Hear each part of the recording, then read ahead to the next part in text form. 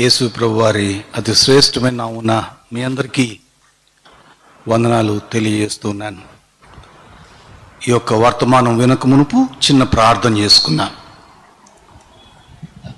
ప్రేమ కలిగిన మా ప్రియ పరలోకపు తండ్రి, జీవము కలిగిన గొప్ప దేవ, మీ ప్రియకుమారుడు, మా ప్రభు, మా రక్షకుడు యేసు క్రీస్తు ప్రభువు వారి శ్రేష్టమైన నామమున నీ పాదముల చెంత చేరి నిన్ను స్తుతించి నిన్ను ఘనపరిచి ఆరాధించడానికి ఇచ్చిన శ్రేష్టమైన సమయాన్ని బట్టి నీకు వందనాలు చెల్లిస్తూ ఉంటున్నాం తండ్రి. ఈ లాక్డౌన్ సమయంలో నాయన ఇళ్ళపాదిగా ప్రభువా నాయన మేము స్తుతించడానికి ఇచ్చిన కృపకై వందనాలు చెల్లిస్తూ ఉంటున్నాం ప్రభువా. మీరు మాకు రక్షకుడుగాను, మాకు కోటగాను, మాకు శైలంగా ఉన్నందుకై మేము స్తుతిస్తూ ఆరాధిస్తూ ఉన్నాం.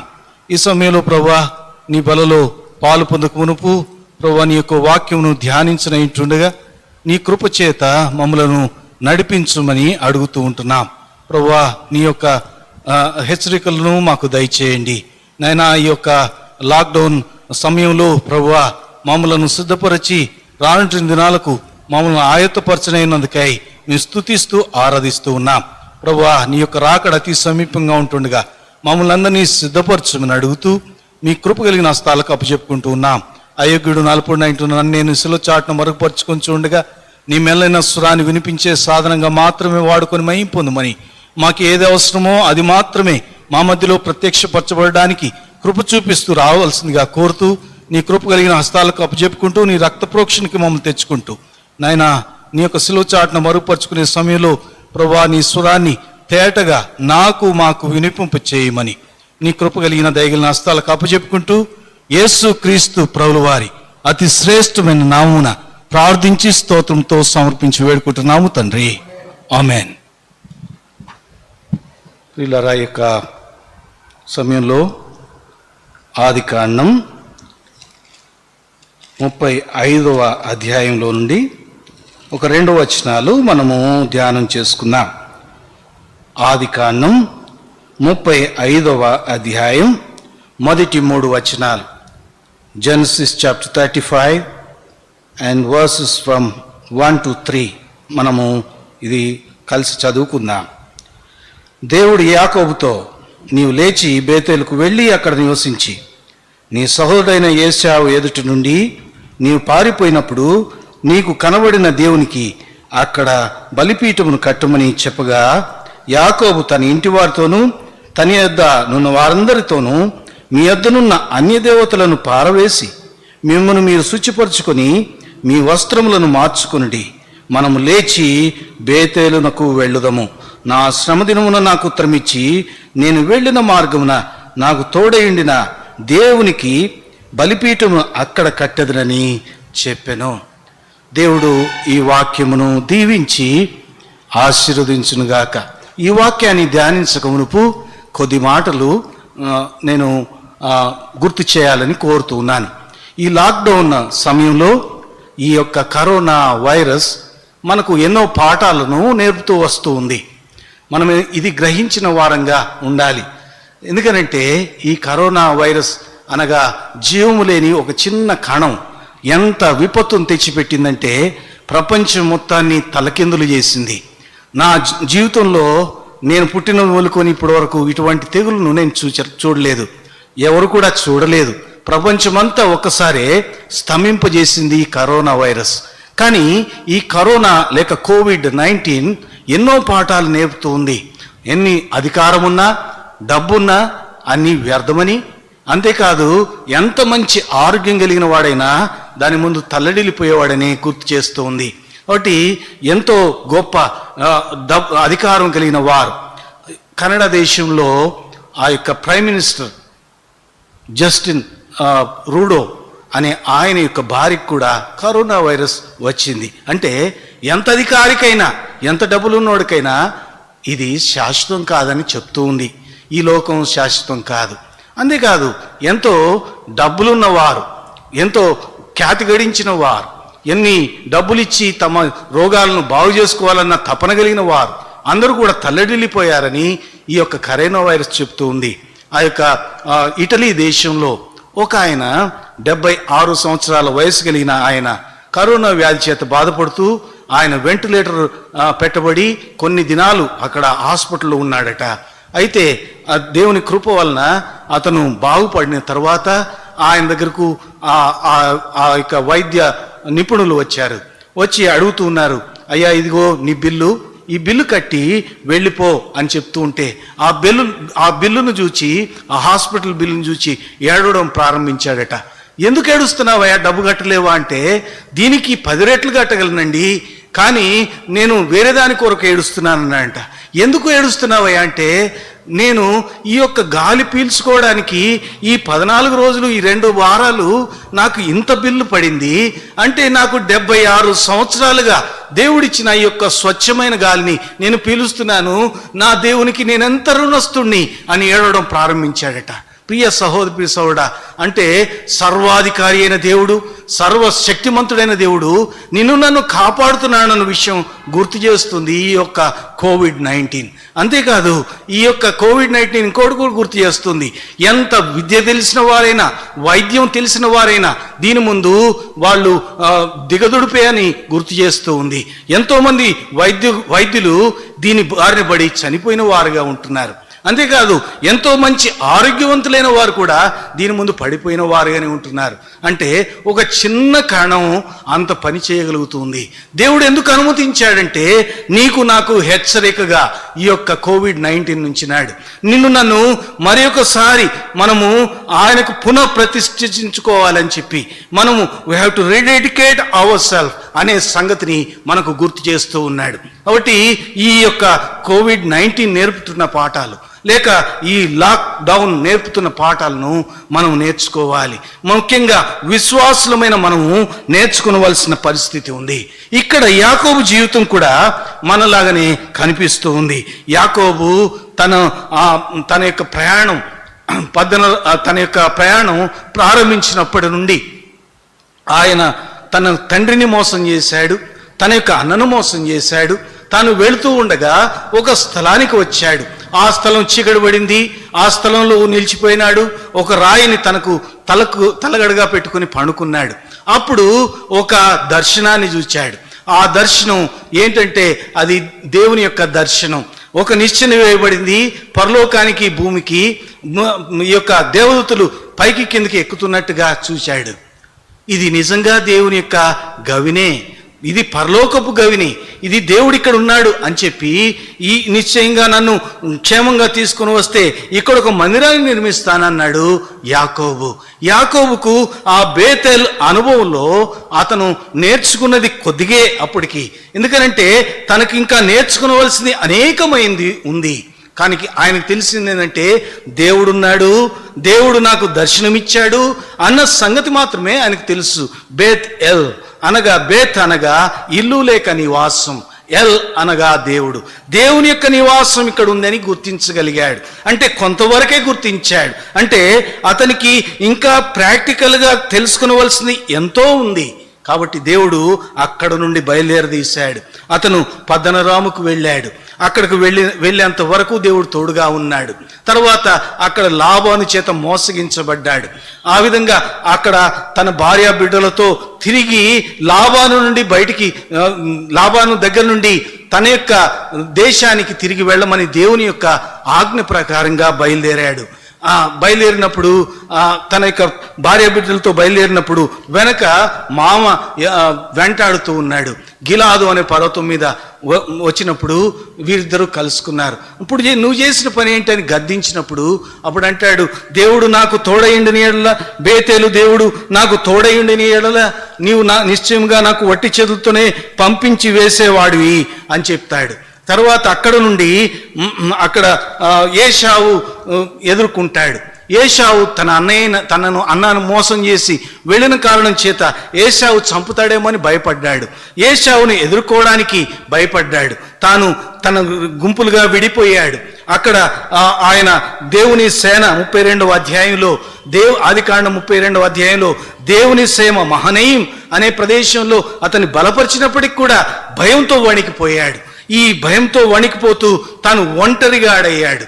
ఒంటరిగాడైన తరువాత పెనుయేలు అనుభవం గుండా వెళ్ళాడు, దేవునితో పోరాడి గెలిచాడు.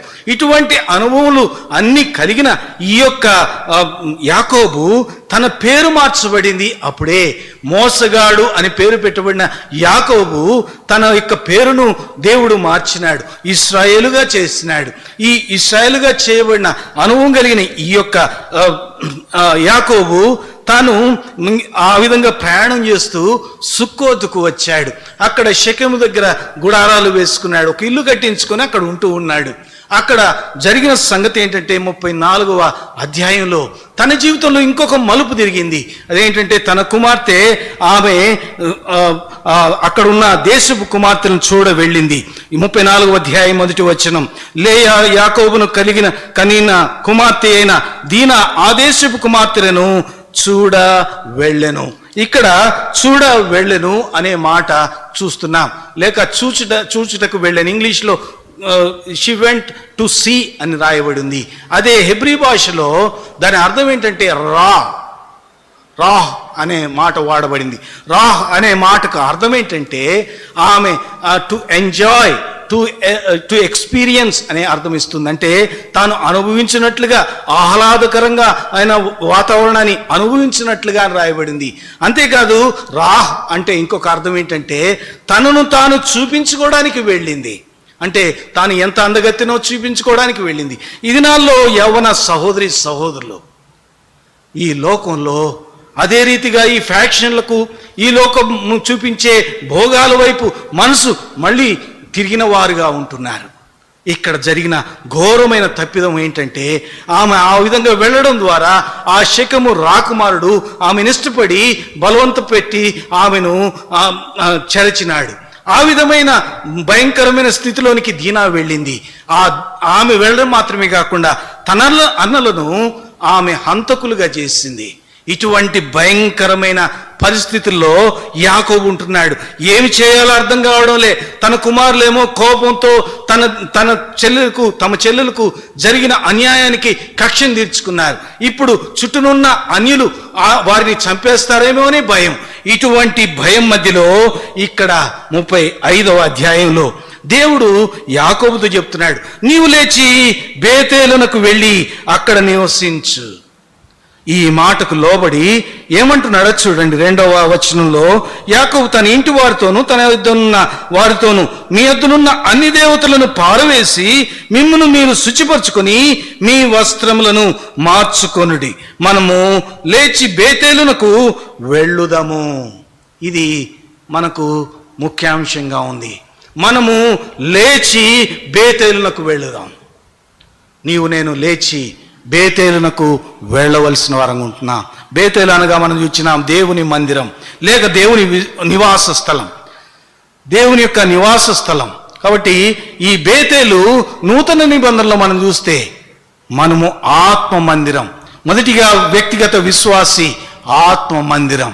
చూడండి, ఎఫ్సీలకు రాసిన పత్రిక 2వ అధ్యాయం చివరి వచనం. ఎఫెసీయులకు రాసిన పత్రిక 2వ అధ్యాయం 22వ వచనం, ఆయనలో మీరు కూడా ఆత్మ మూలంగా దేవునికి నివాస స్థలమై ఉండుటకు కట్టబడుచున్నారు. కాబట్టి మనం నివాస స్థలంగా ఉండడానికి కట్టబడుతూ ఉన్నాం. అదే రీతిగా కొరింథీయులకు రాసిన మొదటి పత్రికలో మనం 3వ అధ్యాయం 19వ వచనంలోను 6వ అధ్యాయం 19వ వచనంలోను మనము చూస్తాం. 16వ వచనం, 3వ అధ్యాయం 16వ వచనం, 6వ అధ్యాయం 19వ వచనం. కాబట్టి ఇక్కడ రాయబడింది ఏంటంటే మీరు దేవుని ఆలయమై ఉన్నారనియు దేవుని ఆత్మ మీలో నివసించున్నాడనియు మీరు ఎరుగరా. కాబట్టి మనం గుర్తించాలి, మనం వ్యక్తిగతంగా మనం దేవుని నివాస స్థలం. అంతేకాదు కలెక్టివ్గా, అనగా మనము దేవుని యొక్క అవయవులుగా, యేసు ప్రభువారు మనకు శిరస్సు ఇంటుండగా శరీర అవయవులుగా కలెక్టివ్గా మనము ఆత్మ మందిరంగా కట్టబడుతూ ఉన్నాం. కాబట్టి ఆత్మ మందిరం క్రమమైన రీతిలో ఉండాలని దేవుడు కోరుతూ ఉన్నాడు, పరిశుద్ధంగా ఉండాలని దేవుడు కోరుతూ ఉన్నాడు. ప్రియ సహోదరి, ప్రియ సహోదరుడా, ఈ లాక్డౌన్ సమయంలో నీవు నేను మనం పరీక్షించుకోవలసిన వారంగా ఉంటున్నాం. ఈ యొక్క బేతేలు గురించి కొద్దిసేపు మనం ధ్యానం చేసుకుందాం. బేతేలు అనుభవం ఏంటి? బేతేలు అనేది మొదటిగా మనం ఆ ఆదికాండం 12వ అధ్యాయం 8వ వచనంలో చూస్తాం.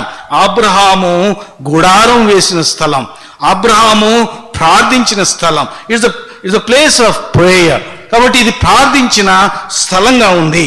కాబట్టి నీవు నేను ప్రార్థించే వారంగా ఉండాలి. ప్రార్థించిన స్థలం. అంతేకాదు యాకోబు జీవితంలో మనం 28వ అధ్యాయంలో చూస్తే అది it is a place of vision. అతనికి ప్రత్యక్షము దొరికిన స్థలం, దర్శనము దొరికిన స్థలం. అంతేకాదు ఈ యొక్క స్థలాన్ని మనం ఇంకా జాగ్రత్తగా గమనిస్తే సమూయేలు మొదటి గ్రంథం 7వ అధ్యాయం 16వ వచనం మరియు 10వ అధ్యాయం 3వ వచనంలో ఏమని రాయబడి ఉందంటే, అది సమూయేలు అక్కడ మొదటిగా ఆరాధించే స్థలం, అది బలులు అర్పించే స్థలం. It's a place of worship and it's a place of sacrifice. కాబట్టి అది ఆరాధించే స్థలంగా ఆ దినాల్లో ఉండింది. అంతేకాదు అక్కడ బలులు అర్పించేవాళ్ళు. అంతేకాదు ఈ యొక్క ప్రదేశం 7వ అధ్యాయం సమూయేలు మొదటి గ్రంథం 7వ అధ్యాయం 16వ వచనం ప్రకారంగా సమూయేలు అక్కడ న్యాయాధిపతిగా న్యాయం తీస్తూ వచ్చేవాడు. It's a place of judgment. కాబట్టి ఇటువంటి ఎంతో ఉన్నతమైన స్థలం. అంతేకాదు ఇంకా మనం చూస్తే రాజుల ముందుగా న్యాయాధిపతుల గ్రంథంలో మనం చూస్తే న్యాయాధిపతుల గ్రంథం 20వ అధ్యాయం 15వ వచనంలోను 21వ అధ్యాయం 1 నుండి 4 వచనాల్లో మనం గమనిస్తే అక్కడ ప్రజలు మొర్రపెట్టే వాళ్ళుగా ఉంటూ ఉన్నారు. అంటే ఈ is a place of sacrifice, place of worship. దేవుని యొక్క దర్శనం, దేవుని యొక్క చిత్తం అక్కడ తెలుసుకునేవాళ్ళు. కాబట్టి ఇది 4వది. 5వదిగా ఈ యొక్క ప్రదేశం ఏంటంటే రాజుల 2వ గ్రంథం 2వ అధ్యాయం 1-3 వచనాలను మనం గమనిస్తే ఇది చూడండి. రాజుల 2వ గ్రంథం 2వ అధ్యాయం 1వ వచనం, 2వ అధ్యాయం 3వ వచనంలో బేతేలులో ఉన్న ప్రవక్తల శిష్యులు అని రాయబడింది. అంటే సమూయేలు ప్రవక్త అయిన సమూయేలు నుండి ఎలీషా ఈ ముగ్గురు ప్రవక్తలు అక్కడ ప్రవక్తలకు ట్రైనింగ్ ఇచ్చే సెంటర్గా వాడుకున్నారు. అంటే it's a place of training. అంటే అది ప్రవక్తలను లేక దేవుని సేవకులను తరబీదు చేసే స్థలం. అంతేకాదు ఇది ఇంకా మనం ముందుకు వెళ్ళి చూస్తే ఇది ఏ విధంగా తయారయ్యిందంటే రాజుల మొదటి గ్రంథం 12వ అధ్యాయంలో 28వ వచనంలో అక్కడ ఈ రాజ్యం 2గా విడిపోయింది. దావీదు తర్వాత, సొలొమోను తర్వాత రెహబాము సమయంలో ఉత్తర రాజ్యంగాను దక్షిణ రాజ్యంగాను విడిపోయింది. నార్తన్ కింగ్డమ్గా, సదరన్ కింగ్డమ్గా మార్చబడింది. నార్దర్న్ కింగ్డమ్ ఏమో అది ఇజ్రాయెల్ రాజ్యంగాను, దక్షిణ దేశమేమో అది యూదా రాజ్యంగాను పిలువబడుతూ ఉంది. యూదా రాజ్యానికి రెహబాము రాజు, యరొబామేమో ఇశ్రాయేలుకు రాజుగా ఉంటున్నాడు. ఈ సందర్భంలో జరిగింది ఏంటంటే అది విగ్రహారాధనకు నిలయంగా మార్చబడింది. అది ఎందుకనంటే ఆ యొక్క యరొబాము అనుకున్నాడు, తిరిగి వీళ్ళు యెరూషలేముకు వెళ్ళి బలులు అర్పిస్తూ ఉంటే మళ్ళీ కష్టమే, వీళ్ళు మళ్ళీ తిరిగి దావీదు యొక్క సంతతి వారిని రాజుగా ఎన్నుకుంటారేమో, నా రాజ్యం పోతుందేమో అని భయం చేత అతను బంగారు దూడలను చేయించి అక్కడ విగ్రహారాధనకు కారకుడయ్యాడు. అంటే విగ్రహారాధన ఆ యొక్క సినాయి పర్వతం దగ్గర ఏ విధంగా బంగారు దూడను చేసుకున్నారో ఇక్కడ కూడా అదే రీతిగా విగ్రహారాధన జరిపించిన స్థలంగా కనిపిస్తుంది. రాజుల 2వ గ్రంథం 2వ అధ్యాయం 23వ వచనంలో అది mockery, it is a place of మాకరీగా కనిపిస్తుంది. ఎగతాళి చేసే ప్రదేశంగా మార్చబడింది. అంటే ఇంత హిస్టరీ ఉంది ఈ యొక్క బేతేలులో. ఈ బేతేలులో యాకోబు ముందు, యాకోబు తర్వాతను ఇంతటి యొక్క చరిత్రను కలిగి ఉంది. ఒకప్పుడు ప్రార్థించే స్థలం, ఒకప్పుడు ఆరాధించే స్థలం, ఒకప్పుడు బలర్పించే స్థలం, ఒకప్పుడు న్యాయం తీర్చే స్థలం, ఒకప్పుడు ప్రవక్తలకు తరబీదునిచ్చే స్థలం. ఇప్పుడు అది విగ్రహారాధనతో నిండింది. ప్రియ సహోదరి పిసోడా, నీ జీవితంలో ఒకవేళ విగ్రహాలు ఉన్నాయేమో పరీక్షించుకో. చాలాసార్లు అనుకుంటాం, మనకేంటండి విగ్రహారాధన చేయం కదా, మనలో ఎందుకుంది విగ్రహాలు ఉన్నాయి కాబట్టే ప్రభు ఇది ఈ తలంపును తీసుకుని వచ్చాడు. అందుకని ఇక్కడ యాకోబు అంటున్నాడు, అన్య దేవతలను తీసి పారవేయండి, మీరు శుచిపరచుకొని మీ వస్త్రములను మార్చుకొనండి. బేతేలుకు రావాలంటే, బేతేలు నిజమైన అనుభవం యాకోబు పొందాలంటే ఇది చెయ్యాలి. యాకోబు యొక్క ఇంటి వారంతా ఆ విధంగా చేసినప్పుడు మాత్రమే నిజమైన అనుభవాన్ని, ఆశీర్వాదపు అనుభవాన్ని పొందగలుగుతారు. ప్రియ సహోదరి సోడా, ఈ లాక్డౌన్ సమయంలో నీలో నాలో ఉన్న విగ్రహాలను ఉన్నాయేమో పరీక్షించుకున్నా. మనలో ఉన్న విగ్రహాలేంటి? దేవుడు నాతో మాట్లాడిన మాటల్ని మీకు చెప్తున్నాను. దేవుడు నాతో చెప్పిన తలంపుల్ని మీతో పంచుకుంటున్నాను. క్రైస్తవులు 5 విగ్రహారాధనలు చేస్తూ ఉన్నారని దేవుని యొక్క వాక్యం చూపిస్తూ ఉంది. అదేంటంటే మొదటిగా చూడండి, మన జీవితంలో ఆ విగ్రహాలు ఉన్నాయేమో పరీక్షించుకోవాలి. దీని గురించి ఆమోసు, ఇర్మియా మరియు హోషేయ ఈ 3 ప్రవక్తలు కూడా ఈ బేతేలు గురించి ప్రవచిస్తూ చెప్పినారు. విగ్రహాలు తీసి పారేయండి అని చెప్పారు. ఇది నాను కూడా దేవుడు మనతో మాట్లాడుతున్నాడు. మనలో ఏమైనా విగ్రహాలు ఉన్నాయేమో పరీక్షించుకుందాం. మొదటి విగ్రహం సమూయేలు మొదటి గ్రంథం 15వ అధ్యాయం 24వ వచనం. సమూయేలు మొదటి గ్రంథం 15వ అధ్యాయం 24వ వచనం. తిరుగుబాటు చేయుట శోధ చెప్పుటేను పాపంతో సమానం, మూర్ఖతను అగుపరచుట మాయా విగ్రహము గృహదేవతను పూజించుటతో సమానం. మూర్ఖతను అగుపరచుట, stubbornness is the first idol in our lifes.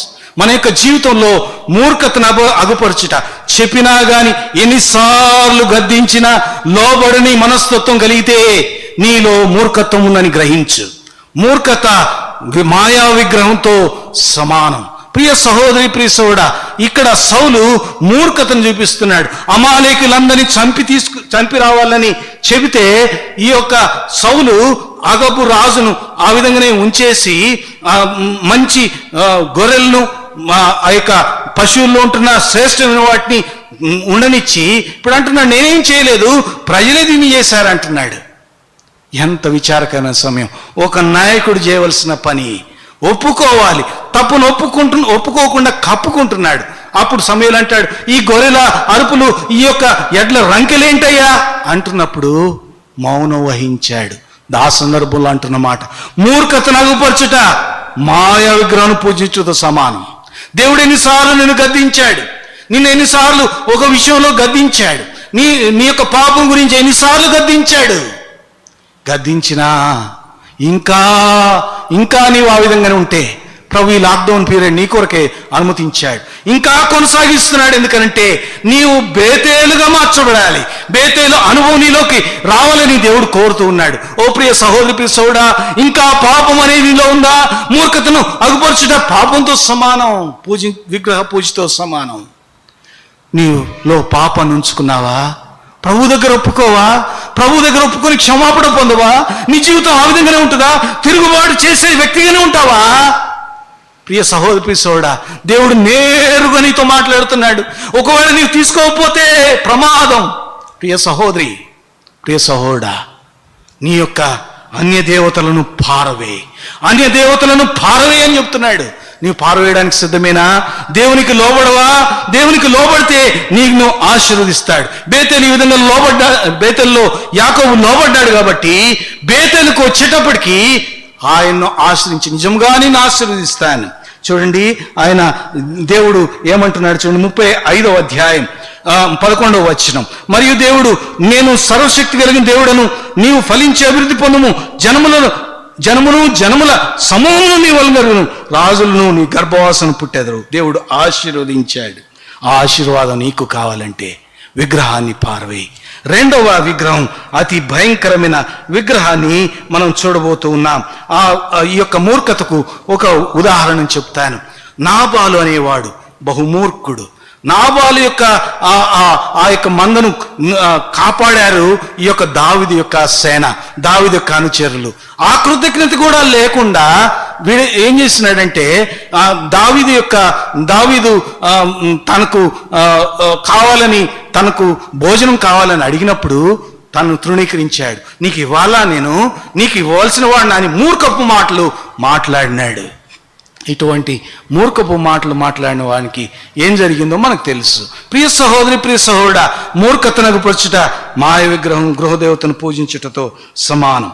రెండవదిగా చూడండి, రెండవదిగా ఏ విగ్రహారాధన అంటే చూడండి, కొలసీలకు రాసిన పత్రిక 5వ అధ్యాయం, కొలసీ 3వ అధ్యాయం, కొలసీ 3వ అధ్యాయం, కొలసీ 3వ అధ్యాయం 5వ వచనం. కావున భూమి మీద ఉన్న మీ అవయములను అనగా జారత్వమును, అపవిత్రతను, కామాతురతను, దురాశను, విగ్రహారాధన అయిన ధనాపేక్షను చంపివేయుడి. ఇది భయంకరమైనది సుమా, ధనాపేక్ష. ఇప్పుడు ఈ యొక్క కోవిడ్-19 ఏమని చెప్తుంది? ఎంత డబ్బున్నా వేస్టే, నీ ప్రాణాన్ని దక్కించుకోలేవు. ఎంత డబ్బున్నా వేస్టే. కానీ ధనం అంటే ఎవరికి ప్రీతి కాదండి అంటారేమో. ప్రియ సహోదరుడా, ధనము కలిగి ఉండడం తప్పు కాదు, కానీ ధనాపేక్ష కలిగి ఉండడం సమస్త కీళ్లకు మూలం. 5 రకాలైన ఈ ధనాపేక్షను మీ ముందుకు తీసుకుని రావాలి. ఎట్లా, ఏ రూపంలో ఉంటుందో చూపించాలని నేను ఆశిస్తూ ఉన్నాను. మొదటిగా యోహాను సువార్త 12వ అధ్యాయం, యోహాను సువార్త 12వ అధ్యాయం 5వ వచనంలో ఇక్కడ జరిగిన సందర్భం ఏంటంటే, లాజరును దేవుడు యేసు ప్రభువారు బ్రతికించారు. బ్రతికించిన తర్వాత కృతజ్ఞతగా వాళ్ళు అక్కడ ఒక కృతజ్ఞత కూడికను పెట్టుకున్నారనుకుంటాం. వాళ్ళు అక్కడ ఇంటిలో వాళ్ళు పరిచారం చేస్తూ ఉన్నారు. మార్త పరిచారం చేసిను, లాజరు భోజనంతో కూర్చున్న వారిలో ఒకడు అని రాయబడి ఉంది. ఈ 12వ అధ్యాయం 5వ వచనంలో యూదా, ఈ యొక్క ఇస్కరియోతు యూదా అంటున్నాడు, ఆమె మరియమ్మ అత్తరు పూస్తూ ఉంది. యేసు ప్రభు వారి పాదాలకు అత్తరు పూస్తూ ఉంటే ఇతను అంటున్న మాట ఏంటంటే, ఈ నష్టం ఎందుకు, బీదలకు ఇవ్వచ్చు కదా అంటున్నాడు. అక్కడ రాయబడిన మాట ఏంటంటే, బీదల మీద ప్రేమ కాదంట. ఏంటట? 6వ వచనం, వాడిలాగు చెప్పినది బీదల మీద శ్రద్ధ కలిగి కాదు, కానీ వాడు దొంగ అయ్యుండి తన దగ్గర డబ్బు సంచి ఉన్నందున అందులో వేయబడిన దొంగిలిచూ వచ్చాను కనుక అలాగు చెప్పాను. ధనాపేక్ష, డబ్బులు దొంగిలిలే స్థితి. ప్రియ సహోదరి, ప్రియ సహోదరుడా, ఈ దొంగిలితూ ఉన్నాడట. ఎందుకు వేస్ట్ అంటున్నాడట? దేవుని పనికి అడ్డం వచ్చి ఎందుకు వేస్ట్ అనేవారు ఈ కోవకు చెందినవారు. ప్రియ సహోదరి, ప్రియ సహోదరుడా, దేవుని పనికి దేవునికి ఇచ్చిన డబ్బులను మనం వాడుకోవాలి. ఒక సందర్భంలో ఒక సంఘంలో నేను రెస్పాన్సిబుల్ బ్రదర్గా ఉంటున్నప్పుడు ఒక సేవకుడు కొత్తగా వచ్చాడు. ఆ యొక్క సేవకుడు మంచి అనుభవం కలిగిన వాడు. ఆయన చాలా మంచి ఆత్మీయమైన భోజనం పెట్టేవాడు. అయితే ఆయన వచ్చిన కొత్తలో నాతో అన్నాడు, బ్రదర్, నేను ఆ గత ఫలానా ఊర్లో నేనేం చేసి వచ్చానో తెలుసా అన్నాడు. ఏంటన్నా అన్నాను. అంటే కొన్ని జెరాక్స్ కాపీలు తీసుకొచ్చాడు. చూడండి బ్రదర్, 20 లక్షలు ఫిక్స్డ్ డిపాజిట్లు వేశాను ఒక దగ్గర, ఇంకొక దగ్గర 20 లక్షలు ఫిక్స్డ్ డిపాజిట్లో వేసి పెట్టాను అన్నాడు. నేను చాలా మంచి పని చేశారు అంటాడేమో అని ఎక్స్పెక్ట్ చేస్తూ ఉన్నాడు. నేను నన్ను చాలా తప్పు పని చేశారన్నా అన్న. ఏంటి బ్రదర్ అట్లా అంటున్నారు అన్నాడు. అంటే చూడండి అన్న, ధనాపేక్ష సర్వకీళ్లకు మూలం. కాబట్టి ఇది దేవుని డబ్బే కదా, జాగ్రత్త చేయవలసిన బాధ్యత ఉంది, కానీ దాన్ని సరైన క్రమమైన రీతిలో ఖర్చు చేయడం మంచిది. దేవుడు డబ్బును పోగు చేయమని చెప్పలేదన్నా అన్నాను. ఏంటి బ్రదర్ మీరు కొత్తగా అంటున్నారు? చూడండి అన్న, దీనివల్ల ప్రాబ్లమ్స్ వస్తాయి చూడండి అన్నాను. 6 నెలలు తిరగకుండానే ఆ సంఘంలో భయంకరమైన ప్రాబ్లమ్స్ వచ్చినాయి. అవును బ్రదర్, కరెక్టే మీరు చెప్పింది అన్నాడు. ప్రియ సహోదరుడా, డబ్బు దేవుడు ఇస్తున్నాడు, దాన్ని ఖర్చు చేయాలి. ప్రియ సహోదరి, ప్రియ సహోదరుడా, దేవుని డబ్బును మనం ఉంచుకోవడానికి వీల్లేదు. అది ఏ విధంగా వస్తుందో ఆ విధంగా దేవుని కొరకు మాత్రమే ఖర్చు చేయాలి. ఎన్నో సంఘాలు ఉన్నాయి, అవసరతలతో ఉన్నాయి. ఎంతో మంది బీద సేవకులు ఉన్నారు. ఒక్క దినం తినడానికి కూడా లేని దైవజనులు ఉంటున్నారు. నార్త్ ఇండియా చూస్తే భయంకరమైన పరిస్థితుల్లో ఉంది. ప్రియ సహోదరి, సోడా, దాని గురించి ఆలోచిద్దామా? ఇది ఒక రకమైన ధనాపేక్ష. అంటే ఈ ఎందుకు వేస్ట్ అనేవాళ్ళు, ఎందుకు ఖర్చు చేయడం వేస్ట్ అనేది ఇది ధనాపేక్షలకు సాదృశ్యంగా ఉంది. ఇంకా లూకాసు వార్త 18వ అధ్యాయం 22వ వచనంలోను, మార్కు వార్త 10వ అధ్యాయం 22వ వచనంలోను ఒక వ్యక్తిని మనం చూస్తాం. మెట్టుకు లూకాసు వార్త 18వ అధ్యాయం 22వ వచనాన్ని చూద్దాం. మార్కు వార్త క్షమించండి, లూకాసు వార్త 18వ అధ్యాయం 22వ వచనం. ఇక్కడ ఒక యవనస్తుడు వచ్చాడు. వచ్చి యేసు ప్రభు దగ్గరకు వచ్చి, సత్పురుషుడా అని చెబుతూ, అయ్యా నేను నిత్య జీవనకు వారసుడు కావడానికి ఏం చేయాలని అడుగుతున్నాడు. అప్పుడు 23వ వచనంలో, నీకు ఒకటి కొదువుగా ఉంది, నీ కలిగినవన్నీ అమ్మివేసి నన్ను వెంబడించు అన్నాడు. అక్కడ రాయబడింది, అతను మిక్కిలి ధనవంతుడు గనుక వ్యసన పడుతూ వెళ్ళాడు. ఒకటి డబ్బు ఉన్నది కాబట్టి తాను దేవుని పరిచర్యకు రాలేకపోతున్నాడు.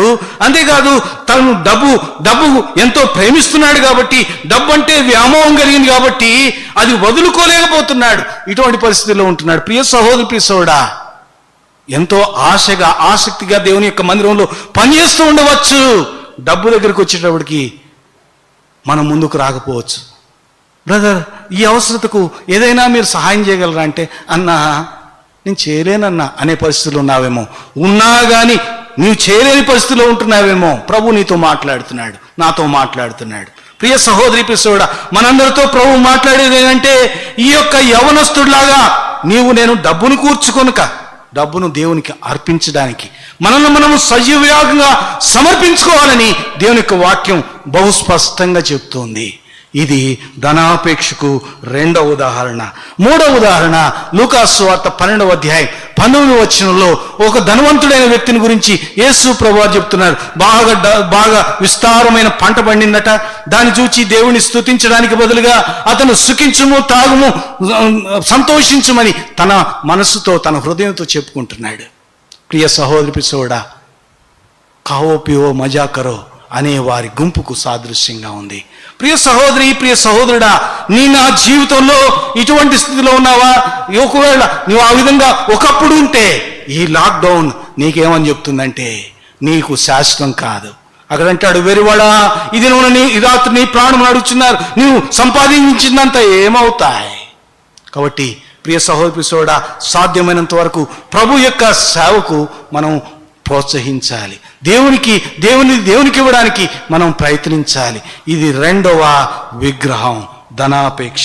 ఇంకొక ఉదాహరణ చెప్పి నేను ముందుకు వెళ్తాను. లూకాసు సువార్త 16వ అధ్యాయంలో ఇంకొక వ్యక్తి ఉన్నాడు. అక్కడ ఈ ధనవంతుడు లాజరు కథ మనందరికీ తెలుసు. 16వ అధ్యాయం 19వ వచనంలో ఈ ధనవంతుడు ఎంతో సంపాదించాడు.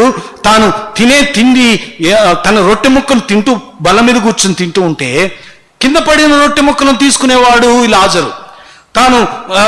తాను అంతటి దరిద్రాన్ని అనుభవిస్తూ ఉంటే ధనవంతుడుగా ఎంతో భోగభాగ్యాలను అనుభవిస్తూ ఉన్నాడు. చివరికి ధనవంతుడు లాజరు చనిపోయి ప్రభు దగ్గరకు వెళ్ళారు. అప్పుడు అంటాడు, ఈ యొక్క ధనవంతుడు ఆరని అగ్నిగుండానికి వెళ్ళాడు, ఈ యొక్క లాజరు అబ్రహాం రోముకి వెళ్ళాడు. అప్పుడు పరిస్థితి తారుమారైంది. అప్పుడు అంటాడు, తండ్రి అయిన అబ్రహామా, ఆ యొక్క లాజరు తన యొక్క వేలుతో నాకు ఆ దప్పిక తీర్చడానికి అనుమతి ఇవ్వవా అంటాడు. అంటే తన యొక్క స్థితి ఇతరులకు పెట్టే స్థితి కాదు. ఆ యొక్క లాజరు తాను ఎంతో బీద స్థితిలో ఉంటున్నాడని తెలిసి కూడా తాను నిర్లక్ష్యంగా ఉంటున్న వ్యక్తి. ప్రియ సహోదరి సోడా, ధనాపేక్ష ఇటువంటి భయంకరమైన స్థితిని మనల్ని నడిపించేదిగా ఉంది. కాబట్టి ఇది రెండవ విగ్రహారాధన. ఇటువంటి విగ్రహారాధన నుంచి మనము తప్పించబడాలని దేవుడు కోరుతూ ఉన్నాడు. కాబట్టి ప్రియ సహోదరి సోడా, ఇది వేస్ట్ ఎందుకు అనొద్దు. దీన్ని ప్రభువుకి ఏ విధంగా వాడదామన్నా, ఏ విధంగా చేద్దాం అని ముందుకు వచ్చిన వారంగా ఉండాలని దేవుని వాక్యం సెలవిస్తుంది. ముఖ్యంగా మనం మొదటిగా దేవుని యొక్క ఆలయముగా ఉండాలని దేవుని యొక్క వాక్యం సెలవిస్తూ ఉంది. మూడవ విగ్రహారాధనకు మనం చూద్దాం. కొలసీలకు రాసిన పత్రిక 2వ అధ్యాయం 13వ వచనంలో, 18వ వచనంలో అక్కడ రాయబడింది దేవదూత ఆరాధన, వర్షిప్ ఆఫ్ ఏంజల్స్. దీని గురించి ఏంటంటే, ఆ దినాల్లో ఆ దేవుని వర్తమానికులను ఆరాధించే మనస్తత్వం కలిగిన వారు ఈ విషయాన్ని ఎట్లా చెప్పగలరన్నా అంటే, ఆ అపోస్తల కార్యములు 10వ అధ్యాయంలోను 14వ అధ్యాయంలోను 2 సంఘటనల ద్వారా మనం తెలుసుకోగలుగుతాం. అక్కడ కొర్నేలి పేతురు వచ్చినప్పుడు సాగిలపడ్డాడు. పేతురు అంటాడు, నేను కూడా నీ వంటి నరునే, నాకు సాగిలపడవద్దంటాడు. 14వ అధ్యాయంలో ఈ యొక్క పౌలు బర్నబాలు అక్కడ ఒక అద్భుతాన్ని చేసినప్పుడు, స్వస్థతను చేసిన తర్వాత అక్కడ ద్విపతి యొక్క పూజారి ఈ యొక్క దేవదూతలు మనుషుల రూపాన్ని దాల్చి వచ్చారు అని వారికి పూజలు చేయడానికి వచ్చాడు. అప్పుడు వాళ్ళ యొక్క వస్త్రాలు చింపుకున్నారు. ప్రియ సహోదరి పిసోడా, దేవదూత ఆరాధన చేసే మనస్తత్వం ఈ దినాల్లో కూడా ఉంది. పెద్ద పెద్ద కటౌట్లు పెట్టి దైవజనులను గొప్పగా దేవుని కంటే గొప్పగా చెప్పేవాళ్ళుగా ఉంటారు. ప్రియ సహోదరి, ప్రియ సహోదరుడా, అటువంటి ఆరాధన చేస్తున్నామో జాగ్రత్త. ఫలాని ఆయనకి దేవుడు మంచి అభిషేకం ఇచ్చి, లేక దేవుడు మంచి తలాంతనిచ్చి వాడుకుంటే అంత మాత్రం చేత దేవుడు అంతటి వాడు కాడు సుమా. దేవుడు రోషం కలిగిన వాడు, తన మహిమను వేరొకరికి ఇచ్చేవాడు కాడన్న సంగతి గుర్తు చేసుకో. ప్రియ సహోదరి పిసోడా, ఈ లాక్డౌన్ నీకు నేర్పేది అదే. ఓ ప్రియ సహోదరుడా, ప్రియ సహోదరి, మూడవది ఈ యొక్క విగ్రహారాధన. ఇది వ్యక్తి పూజ. వ్యక్తి పూజ. కొన్ని సంవత్సరాల క్రితం నేను కూడా వ్యక్తి పూజను చేసిన వాడినే. వ్యక్తి గొప్పవాడని దేవుని తర్వాత స్థానాన్ని ఇచ్చిన వాడిని. కానీ దేవుడు ఒక మంచి పాఠం నేర్పించాడు. ఏ వ్యక్తిని నీవు దేవునితో సమానంగా కానీ, దేవుని అంతటి వాడుగా కానీ నీవు చూడవద్దని. ఓ ప్రియ సహోదరుడా, ప్రియ సహోదరి, దైవజనులను గౌరవించాలి. దైవజనులకు తగిన ఆతిథ్యం ఇవ్వాలి, అంతేకాని దేవుని స్థానాన్ని ఇవ్వద్దు సుమా. ఇది మూడవ విగ్రహారాధన. నాలుగవ విగ్రహారాధన చూడండి. హబక్కు గ్రంథం 1వ అధ్యాయం 11వ వచనం. హబక్కు గ్రంథం 1వ అధ్యాయం 11వ వచనం. హబక్కు గ్రంథం 1వ అధ్యాయం 11వ వచనం. తమ బలమునే దేవతగా తమకు దేవతగా భావింతురు. ఒకటి వారి యొక్క పవర్, వాళ్ళ యొక్క పవర్ను దేవుడికి, పవర్ ఈజ్ దేర్ ఐడల్. వారికి ఉన్న శక్తియుక్తులు వారికి దేవత అంతటి స్థానాన్ని ఇచ్చారు. అంటే నా అంత గొప్పవాడు లేడు, నా బలగాన్ని చూడు, నా వెనక ఎంతమంది ఉన్నారో చూడు, నేనంత గొప్పవాడినా చూడు, నా గ్రూపు గొప్పది. ప్రియ సహోదరి, ప్రియ సహోదరుడా, బలగం ఏం చేయలేదు. దేవుడు నిన్ను దర్శిస్తున్నాడు, దేవునితో మాట్లాడుతున్నాడు. బలం కాదు, దేవుని బలం మీద ఆధారపడాలి. దావీదు అంటాడు, యెహోవా నా బలమా. కాబట్టి ఆయన బలమునే కలిగి ఉండాలి. కానీ మనం బలము నిమిత్త మాత్రమని గ్రహించాలి. నిమిత్త మాత్రమని గుర్తు చేస్తూ ఉంది ఈ లాక్డౌన్ పీరియడ్. కాబట్టి నీ నా జీవితంలో దేని మీద గర్వం ఉంది? బలమునే దేవతగా కలిగి ఉన్నామా? చివరిదిగా, ఐదవదిగా, ఫిలిప్పీలకు రాసిన పత్రిక. ఈ ఒక్కటి చదువుకొని ఇంకొక 2 మాటలు చూచి మనం ముగించుకుందాం. ఫిలిప్పీలకు రాసిన పత్రిక 3వ అధ్యాయం 19వ వచనం. ఫిలిప్పీ 3:19. నాశనమే వారి అంతము, వారి కడుపే వారి దేవుడు. వారు తాము సిగ్గుపడవలసిన సంగతులందు అచ్చయపడుచున్నారు. భూ సంబంధం వాటి అందే మనసు ఉంచుతున్నారు. భూ సంబంధమైన వాటి మీద మనసు ఉంచేది అది స్వీయ ఆరాధన. నీకు నువ్వు చూసుకుంటా, అబ్బో నా పొడుగు చూడు, నేను అంత అందగాడినో చూడు, నేనంత పాటగాడినో చూడు, నేనంత వాక్యం చెప్పగలనో చూడు, నేను అనుకుంటున్నావేమో.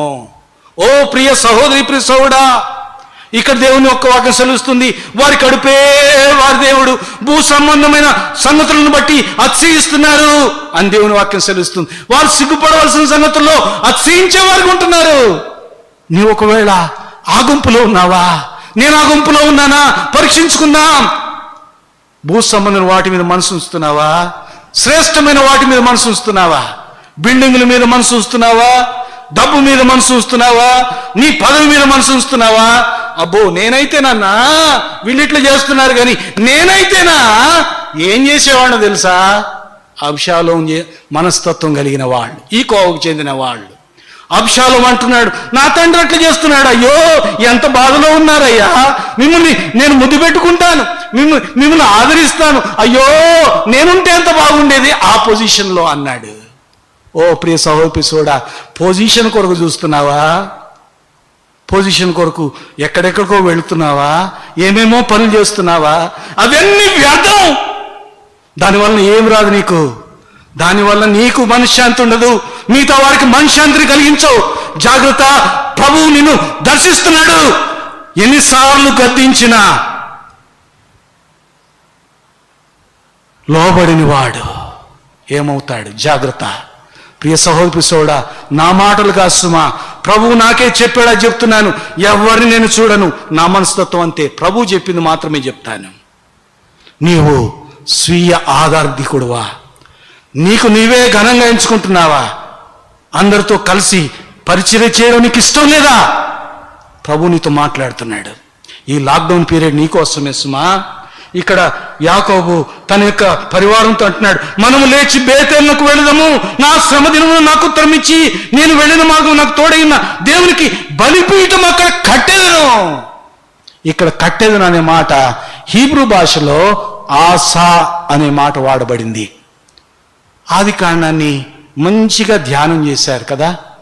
ఆది కాండాన్ని బైబిల్ స్టడీలో అన్నగారు ప్రభు దగ్గరికి వెళ్ళిన అన్నగారు చాలా చక్కగా చెప్పినారే, గుర్తుందా? బారా ఆశ అనే రెండు మాటలు వాడబడ్డాయి. బారా అనగా లేని దానిలోంచి సృష్టించడం, ఆశ అనగా చెడిపోయిన దాన్ని తిరిగి నిర్మించడం. ఇక్కడ యాకోబు అది చేయాలని కోరుతున్నాడు. నేను పడిపోయిన ఆ బలిపీఠాన్ని తిరిగి కట్టాలి, కాబట్టి మనం సరి చేసుకుందాం, సరి చేసుకొని బలిపీఠాన్ని కడదాం అంటున్నాడు. ఓ ప్రియ సహోదరి సోడా, విగ్రహారాధన జోలికి పోతున్నామా? మన జీవితంలో విగ్రహాలు ఉన్నాయా? దేవుడు మనతో మాట్లాడుతున్నాడు. కొరింథీయులకు రాసిన మొదటి పత్రిక 10వ అధ్యాయం ఇంకొక 2 వచనాలు చూపించి నేను ముగిస్తాను. 10వ అధ్యాయం 14వ వచనంలో రాయబడింది, కాబట్టి నా ప్రియులారా విగ్రహారాధనకు దూరముగా పారిపోవుడి. ఇంకొక వచనం యోహాను మొదటి పత్రిక 5వ అధ్యాయం 21వ వచనం, చిన్నపిల్లలారా విగ్రహముల జోలికి పోకుండా జాగ్రత్తగా ఉండుడి. చిన్నపిల్లలారా అంటే ఆధ్యాత్మికంగా నేను చిన్న పిల్లలంగా కనిపిస్తున్నా. విగ్రహారం జోలికి వెళ్తే అన్య దేవతలను తీసి పారవేద్దాం. అన్య దేవతలను తీసి పారవేసి ప్రభు దగ్గర క్షమాపణ అడుగుదాం. నీ జీవితంలో ఏ విగ్రహం ఉంది? మూర్ఖతను అగపరుస్తున్నావా? మూర్ఖంగా ప్రవర్తిస్తున్నావా? లేక ధనాపేక్ష అనే విగ్రహం ఉందా? 3వదిగా నీ జీవితంలో వ్యక్తి పూజ ఉందా? 4వదిగా నీ బలాన్ని బట్టి అసహించేవాడుగా, బలమును బట్టి అసహించేవాడుగా ఉంటున్నావా? 5వదిగా స్వీయ ఆరాధన, నీకు నీవే పొగుడుకుంటున్నావా? భూస్వామ్యం వాటి మీద మనసుంచి విగ్రహారాధన చేస్తున్నావా? దేవుని కంటే దేన్ని ఎక్కువగా ప్రేమిస్తే అదే విగ్రహం అవుతుంది. కాబట్టి ఆ విగ్రహాల జోలికి వెళ్ళినావా? దేవుడు నీకు తరుణం ఇచ్చాడు, క్షమాపణ అడుగుదాం. ఇక్కడ అంటున్నాడు, మనము లేచి బేతేలుకు వెళ్దాం. దానికంటే ముందు మనం లేచి అన్ని దేవతలను పారవేద్దాం అన్న వెంటనే వారి జీవితంలో వారు ఏం చేసినారంటే, చూడండి ఒక్క మాట చదువుదాం. 4వ వచనం, వారు తమ యొద్దనున్న అన్ని దేవతలన్నింటినీ తమ చెవులకున్న పోగులను యాకోబునకు అప్పగింపగా యాకోబు శెకెము దగ్గర ఉన్న మస్తకి వృక్షం క్రింద వాటిని దాచిపెట్టాను. మస్తకి వృక్షం, సింధూర వృక్షం 2 వేరువేరే కానీ ఒకే జాతికి చెందినవి. ఇంగ్లీష్లో ఓక్ ట్రీ అని రెండిటికి సంబోధించబడింది. మస్తకి వృక్షం నీతికి సాదృశ్యం, సింధూర వృక్షం ఆమోసు గ్రంథంలో చెప్పబడిన రీతిగా బలానికి సాదృశ్యం. అంటే దేవుని యొక్క బలం క్రిందకి, ఆయన యొక్క నీతి కిందకి మనం తీసుకుని వచ్చి మన విగ్రహాలను ఆయన సన్నిధిలో పడవేయాలి. ప్రభువా, ఈ విగ్రహారాధికుని క్షమించాను. ప్రియ సహోదరి సోడా, ఇంకా పాపం చేస్తూ విగ్రహారం చేస్తున్నావా? ప్రభు నీ కొరకై ప్రాణం పెట్టాడు, తన రక్తాన్ని చిందించాడు నీ కొరకై. నీ పాపను క్షమించడానికి సిద్ధంగా ఉంటున్నాడు. లోపలని ప్రజల వైపు దినమెల్లా నా చేతులు చాచున్నాను అంటున్నాడు. ఆయన చేతులు చాచు ఉండగా నువ్వు ఆయన దగ్గరికి వస్తావా? యేసు ప్రభువా, నేను పాపి, నన్ను క్షమించిన ఆయన, నీ రక్తంతో నన్ను కడుగు. 1-2 మాటలు చెప్పు, నీ జీవితం మార్చబడుతుంది. రక్షించబడిన విశ్వాసి, బలలో పాలు పొందకమునపు, ఈ లాక్డౌన్ ముగియక మునుపు మనం పరీక్షించుకొని పునఃప్రతిష్ఠించుకుందాం. మన విగ్రహాలు పారవేద్దాం.